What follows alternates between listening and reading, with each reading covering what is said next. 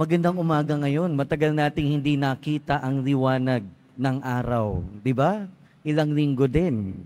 At sa ating ebanghelyo, may sinasabi din tungkol sa liwanag. Naalala ko tuloy yung tagline ng isang electrical company. Sabi doon, pero may nabasa ko sa FB, sabi kasi nung electrical company, maliwanag ang buhay. Pero sabi doon sa post na nakita ko, sabi nila may liwanag ang buhay, pero tuwing nakikita ko yung bill ko, nagdidilim ang paningin ko. Mga kapatid, ano bang ibig sabihin ng liwanag? Sa konteksto ng ating ebanghelyo, ngayon pinagdiriwang din natin o ginugunita natin si Padre Pio. Marami sa ating Pilipino ang malapit at nagdedebosyon kay Padre Pio. Kinakatawan ni Padre Pio ang pagiging liwanag. Pero ang ating liwanag, huwag nating kakalimutan, ang ating liwanag ay ang ating Panginoon. Kaya nga sabi sa Ebanghelyo ayon kay San Juan, dumating ang liwanag. At ang liwanag na yon ay ang salita. At ang salita na yon ay ang ating Panginoong Hesukristo. At sinabi naman din ni San Juan Bautista, di ba? Hindi ako ang liwanag, pero ako ang naghahanda para sa liwanag. Yun ang sinabi ni San Juan Bautista. At ang buhay ni Padre Pio ay nagre-represent sa liwanag din na yun. Maraming na-convert, maraming nagbagong buhay dahil kay Padre Pio. Sa kanyang buhay, maraming nakinig sa kanya, maraming natuto, maraming gumaling, marami siyang napagaling, at marami ding nagbagong buhay dahil sa pangungumpisal sa kanya. Pero ang lahat ng yun, nangyari, yung mga pagpapagaling, yung mga conversion, at yung mga pagbabagong buhay, nangyaring lahat yon hindi dahil sa kanya. Pero siya yung naging instrumento ng pagpapagaling at pagbabago ng ating Panginoon. At alam yon ni Padre Pio. So ibig sabihin, para bagang ang ating Panginoong Hesukristo, ang araw, ang pinagmumulan ng liwanag, pero parang si Padre Pio yung buwan na nasisinagan nung pinanggagalingan ng liwanag, pero yung liwanag ng buwan, di ba, merong nasisinagan din. Sa ating buhay bilang Kristiyano, katulad ng ginawa ni Padre Pio, ganun din naman yung panawagan sa atin. Diba sa ibang bahagi ng Ebanghelyo, sinasabi ng ating Panginoon, kayo ang liwanag ng sanlibutan.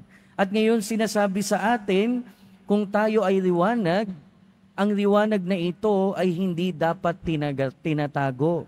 Ito ay pinapakita. So meaning, ang liwanag ng ating Panginoong Hesukristo ay sana dumaloy sa atin at makita ng ating mga kapwa. At pag sinabi nating liwanag kasi, para sa mga Hudyo, ang ibig sabihin ng liwanag ay ang kagandahan ng kalooban.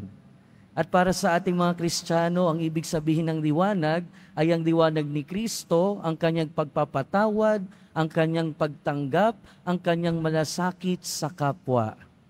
Di ba may mga tao, kung susuriin ba natin yung sarili natin, nakikita ba yung liwanag ni Kristo o baka naman kadiliman yung nakikita ng ating kapwa sa atin? Di ba merong mga taong ganon?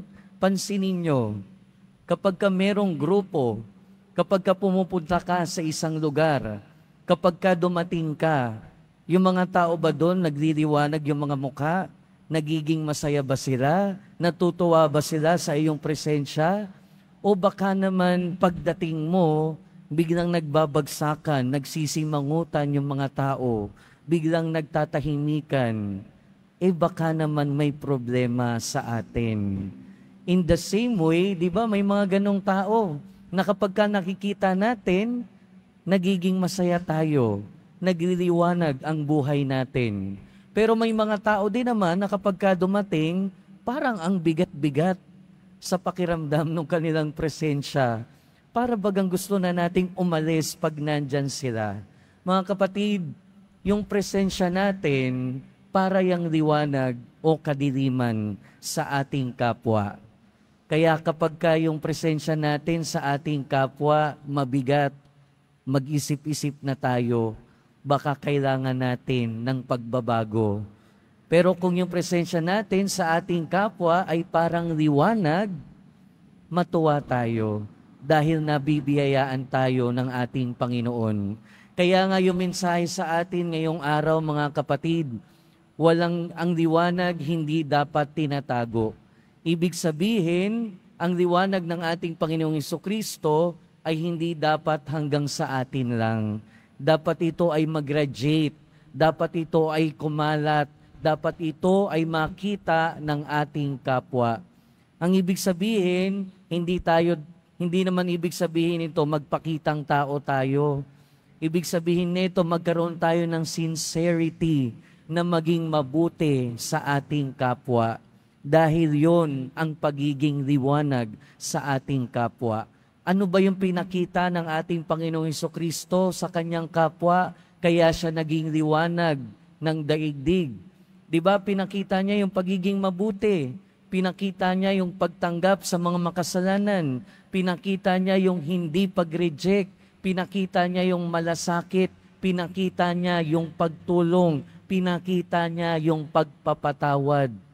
At kung ang lahat ng ito ay ginagawa din natin, ibig sabihin, tayo din ay nagiging liwanag ni Kristo sa ating kapwa. Pero kung hindi natin ito magawa, hindi liwanag yun na ibibigay natin sa ating kapwa, bagkus kadiliman. Mga kapatid, pinapakitaan tayo ng halimbawa ng pagiging liwanag sa kapwa ng ating santo ngayon, ni Padre Pio. At tayo bilang Kristiyano, bilang pinakakitaan niya tayo ng halimbawa, sana matularan natin siya. Dahil ang mensahe sa atin ngayon ng ating Ebanghelyo, maging liwanag sa ating kapwa. At ang liwanag na ito ay hindi rin naman sa atin nanggagaling ito sa ating Panginoong Hesukristo, sa ating mahal na Poong Jesus Nazareno. Amen.